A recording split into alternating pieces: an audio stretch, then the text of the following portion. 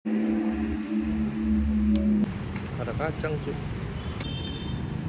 Oke guys, ini gue di Jalan Roya Ilir ya. Itu jalan lapangan bola, itu ke pertigaan relasi. Ini di sini apartemen Belmont ya.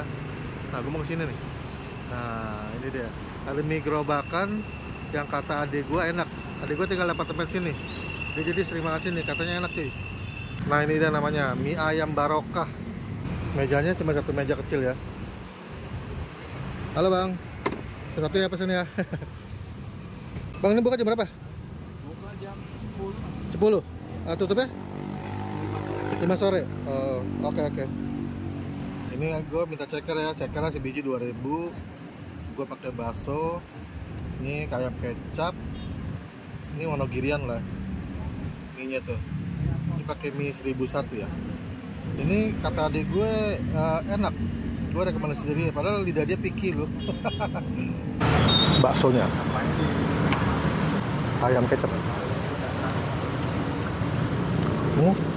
Cekernya. Mie-nya pakai mie 1001.